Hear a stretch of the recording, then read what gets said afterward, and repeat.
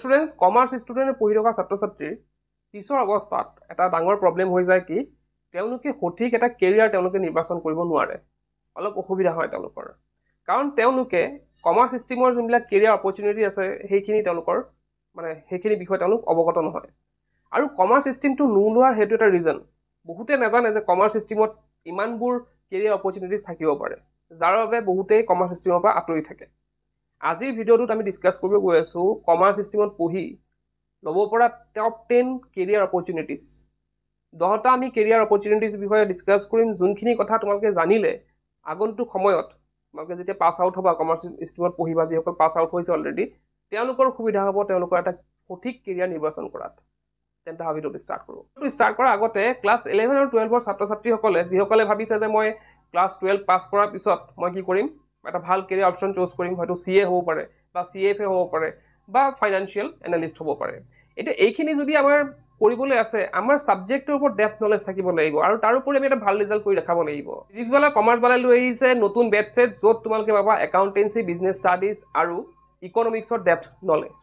তো কমাৰ্চবালাৰ এই কোৰ্ছসমূহৰ পৰা বহুতো ছাত্ৰ ছাত্ৰী ইতিমধ্যে উপকৃত হ'ব পাৰিছে 95% পৰ্যন্ত আহিছে আৰু এজনতো 99% পৰ্যন্ত আনিব পাৰিছে এই কোৰ্ছসমূহ তোমালোকৰ হাৰ্ড কপি পাই যাবা প্ৰত্যেকটা সাবজেক্টৰ তোমালোকৰ এক্সেছ দিয়া হ'ব আপকামিং বেটছসমূহৰ 24/7 তোমালোকৰ ডাউট ক্লিয়াৰিং থাকিব তোমালোকে যিকোনো সময় তোমালোকৰ ডাউট বিলাক তোমালোকে ক্লিয়াৰ কৰিব পাৰা তোমালোকৰ গোটেই ৰেকৰ্ডেড ক্লাसेছ থাকিব তোমালোকে যিকোনো সময়ত সেই ৰেকৰ্ডেড ক্লাছেছ বিলাক তোমালোকে চাব পাৰা কোনো ধৰণৰ ভিউজৰ কোনো প্ৰবলেম নাই যিকোনো সময়ত তোমাৰ যিমানবাৰ ইচ্ছা তোমালোকে সিমানবাৰ চাব পাৰা আৰু ইয়াতে সাবজেক্টিভ টেষ্ট আৰু এনালাইসিস থাকিব তোমালোকৰ উইকলি টেষ্ট থাকিব উইকলি এসাইনমেন্ট দিয়া হ'ব ডেইলি প্ৰবলেম তোমালোকক সলভ কৰোৱা হ'ব এইছো বেটছৰ প্ৰাইচসমূহলৈ এতিয়া তোমালোকে যদি ক্লাছ 11ৰ আৰাম 2.0 বা ক্লাছ 12ৰ বা কোটেলে 2.0 ল'ব বিচাৰা তেন্তে ইয়াৰ প্ৰাইস হৈছে মাত্ৰ 4500 যদি ভাবিছা যে আমাৰ যোনটো প্ৰিপাৰেচন আছে সেইটো আমি আৰু ভালদৰে কৰো আৰু আমি এক্সেছ লাভ কৰো আৰু আমাৰ প্ৰিপাৰেচনটো বুষ্ট কৰো তেন্তে তোমালোকে ল'ব পাৰা আৰাম প্ৰো ক্লাছ 11ৰ কাৰণে আছে আৰাম প্ৰো আৰু ক্লাছ 12ৰ বাবে আছে কোটেলে প্ৰো আৰু ইয়াৰ প্ৰাইস হৈছে 7499 যদি স্ক্ৰিনত দিয়া কুপন কোডটো ইউজ কৰা কোৰ্সটো বাই কৰোতে তেন্তে তোমালোকে এক্সট্ৰা 200 रुपीस এটা এক্সট্ৰা ডিসকাউন্ট পাই যাবা তো দেৰি নকৰি এতিয়া তোমালোকে যাব পাৰা ডেসক্ৰিপচনৰ গোটে ডিটেইলছত দিয়া হৈ আছে তো তাত গলে তোমালোকে কোৰ্সসমূহ বাই কৰি তোমালোকৰ নিজৰ প্ৰিপাৰেচনখিনি আগবঢ়াই লৈ যাব পাৰা এতিয়া কমাৰ্চ ষ্টুডেন্টৰ টপ 10 কেৰিয়াৰ অপচনৰ ফাৰ্স্ট অপচনটো হৈছে সিএ সিএৰ ফুল ফৰ্মটো হৈছে চাৰ্টাৰ্ড একাউন্টেন্ট এতিয়া সিএ টো হৈছে মোস্ট পপুলাৰ কেৰিয়াৰ অপচন য'ত তোমালোকৰ কি কৰা হ'ব অডিটিং টেক্সেশ্যন ফাইনান্সিয়েল একাউন্টিং আৰু বিজনেছ ষ্ট্ৰেটেজিৰ লগত জড়িত কাম কাজসমূহ কৰিব লাগিব তো সিএ পঢ়িবলৈ মানে এটা কোৱালিফাই কৰিব লাগিব এটা এক্সাম দিব লাগিব তাৰ পিছত তোমালোকে এজন সিএ হিচাপে স্থাপিত হ'ব পাৰিবা এতিয়া নেক্সট কেৰিয়াৰ অপচনটো হৈছে চাৰ্টিফাইড ফাইনান্সিয়েল এনালিষ্ট যাক আমি শৰ্ট ফৰ্মত সিএফএ বুলি কওঁ তো ইয়াতে তোমালোকৰ ইনভেষ্টমেণ্ট মেনেজমেণ্ট ফাইনান্সিয়েল এনালাইসিস তাৰপিছত পৰ্টফলিঅ' মেনেজমেণ্ট আদিৰ দৰে কাম কাজ তোমালোকৰ ইয়াত কৰিব লাগিব এটা নেক্সট কেৰিয়াৰ অপচনটো হৈছে ফাইনান্সিয়েল এনালিষ্ট তো ইয়াতে কি কৰিব লাগিব তোমালোকৰ ফাইনান্সিয়েল যিবিলাক ডাটা আছে সেইখিনি এছিষ্ট কৰিব লাগিব যাতে বিজনেছত যিকোনো এটা সিদ্ধান্ত লোৱাত সহায় হয় তো এইখিনি আমি হয়তো কোনো কৰ্পোৰেশ্যনত ইনভেষ্টমেণ্ট বেংকছত বা ফাইনান্সিয়েল সাৰ্ভিস ফাৰ্মত তোমালোকে এইটো জব পাব পাৰা ইয়াৰ পিছতে আৰু এটা পপুলাৰ আমাৰ কেৰিয়াৰ অপচন আছে আৰু সেইটো হৈছে সিএছ যাৰ সম্পূৰ্ণ ফৰ্মটো হৈছে কোম্পানী সেক্ৰেটাৰী তো যিকোনো এটা কোম্পানীয়ে যেতিয়া কাম কৰে সেইটো কিছুমান লিগেল বা ৰেগুলেটৰী কিছুমান ৰিকুৱাৰমেণ্টছ থাকে মানে কিছুমান নিয়ম নীতি মানি চলি পেলাই তেওঁলোকে কাম কাজ কৰিব লাগে তো এই কোম্পানী সেক্ৰেটাৰীয়ে কি কৰে সেই নীতি নিয়মসমূহ ফ'ল' কৰিছে নাই কোম্পানীয়ে সেইখিনি এনচিয়ৰ কৰে মানে কোম্পানীটোক নীতি নিয়ম অনুসৰি চলিবলৈ তেওঁলোকে মানে কেনেকৈ চলিব লাগিব সেইটো এডভাইচ দিয়ে বা সেই নিয়মতে চলাত তেওঁলোকে সহায় কৰে আৰু এটা কেৰিয়াৰ অপচন হৈছে কি কষ্ট একাউণ্টেণ্ট এই কষ্ট একাউণ্টেণ্টৰ কাম কি হ'ব যে বাজেট তৈয়াৰ কৰা যিকোনো এটা কোম্পানীৰ বাবে বাজেট তৈয়াৰ কৰা তাৰপিছতে যে যিমানখিনি কষ্টিং হৈ আছে সেইখিনি হিচাপ ৰখা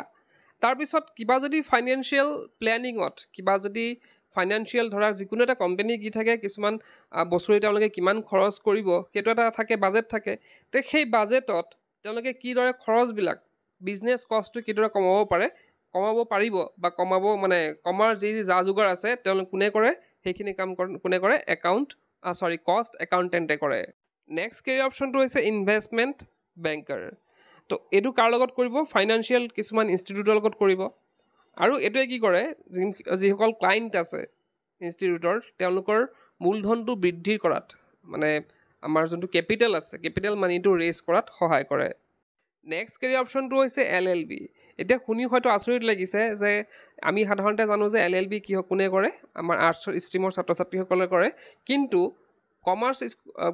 ষ্ট্ৰীমৰ ছাত্ৰ ছাত্ৰীসকলে কিন্তু LLB কৰিব পাৰে।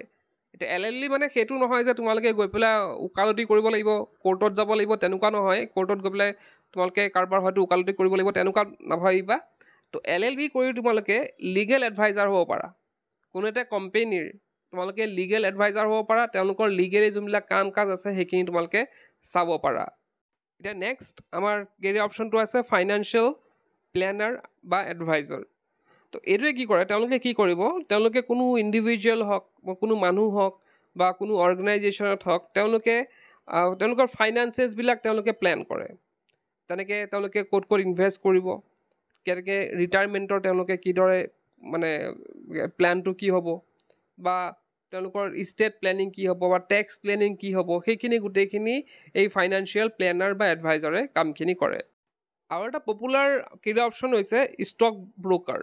তো ষ্টকটো আজিকালি জানে তোমালোকে বহুত পপুলাৰ হয়। তো তোমালোকে কি কৰিব পাৰা, বাইজ এণ্ড চেল ষ্টকছ। তোমালোকে বেলেগৰ কাৰণে, ক্লাইণ্টৰ কাৰণে, তোমালোকৰ নিজৰ কাৰণে নহয়, নিজৰ কাৰণে সেইটো বেলেগ কথা, কিন্তু তোমালোকে ষ্টক ব্ৰকিঙত কি কৰিব, তোমালোকে বেলেগ ক্লাইণ্টৰ কাৰণে, বেলেগ মানুহৰ কাৰণে তোমালোকে ষ্টক কিনিব পাৰা বা ষ্টক তেওঁলোকৰ হকে বেচিব পাৰা, বা কাৰোবাৰ এডভাইচ কৰিব পাৰা যে মাৰ্কেটৰ কণ্ডিশ্যন কেনেকুৱা, ক'ত ইনভেষ্ট কৰিব লাগিব, ক'ত কৰিব নালাগিব। তো তেনেধৰণৰ ষ্টক ব্ৰকাৰ তোমালোকৰ এটা কেৰিয়াৰ অপশ্যন হিচাপে ল'ব পাৰা। এতিয়া কেৰিয়াৰ অপশ্যনৰ, কমাৰ্চ ষ্ট্ৰীমৰ কেৰিয়াৰ অপশ্যন লাষ্ট অপশ্যনটো হৈছে BCom। এতিয়া BCom মানে জানাই তোমালোকৰ বেচেলৰ অফ কমাৰ্চ। এতিয়া তোমালোকে যদি ভাবিছা যে মই কমাৰ্চ হায়াৰ ছেকেণ্ডেৰী পাছ কৰাৰ পিছত মই এজন টিচাৰ হ'ব বিচাৰোঁ, কমাৰ্চ ষ্ট্ৰীমৰ মই টিচাৰ হ'ব বিচাৰোঁ, তেন্তে তোমালোকে কি কৰিব পাৰা, BCom কৰিব পাৰা, বেচেলৰ অফ কমাৰ্চ কৰিব পাৰা। তাৰপিছত তোমালোকে সেই দিশে আগবাঢ়িব পাৰা, টিচাৰ হোৱাৰ দিশে তোমালোকে আগবাঢ়িব পাৰা। তো সেইটো এটা অপশ্যন থাকে। তো এতিয়া তোমালোকে বুজি পালা যে আমাৰ কমাৰ্চ ষ্ট্ৰীমত কিমান আছে। মইতো 10টা মাত্ৰ ক'লোঁ, মই 10টা কেৰিয়াৰ অপৰচুনিটিজ বিষয়ে ক'লোঁ, কিন্তু তেনেধৰণৰ বহুতো অপৰচুনিটিজ আছে। তোমালোকে গুগলত চাৰ্চ কৰি চাব পাৰা, বা নিজেও কাৰোবাৰ যদি তেনেকৈ সেইটো প্ৰফেশ্যনত আছে তেওঁলোকৰ লগত কথা পাতি তোমালোকে এইবিলাক কেৰিয়াৰ অপশ্যন চুজ কৰিব পাৰা। কমাৰ্চ ষ্ট্ৰীম বুলি ক'লে বহুতো কেৰিয়াৰ অপশ্যন পৰি আছে, মানে বেলেগ ষ্ট্ৰীমৰ তুলনাত কমাৰ্চত যিহেতু ষ্টুডেণ্ট কম, গতিকে এতিয়া তেওঁলোকৰ সেইবাবে তেওঁলোকৰ যোনটো মানে কেৰিয়াৰ অপৰচুনিটি আছে সেইখিনি বেছি আছে। গতিকে সেইটো আমি কি কৰিব লাগিব, আমি বিচাৰি উলিয়াব লাগিব। আৰু আমি যদি সেইখিনি কাম কৰোঁ, আমাৰ নিশ্চিত মনে আমাৰ এটা কি হ'ব, এটা ভাল কেৰিয়াৰ হ'ব আৰু আমাৰ ভৱিষ্যতটো ছিকিয়ৰ হ'ব। তো কেনে পালে ভিডিঅ'টো কমেণ্ট বক্সত জনাব নাপাহৰিবা। আজি ভিডিঅ'টো তেনেকৈ কৰিলোঁ, কি পঢ়িম কেলা।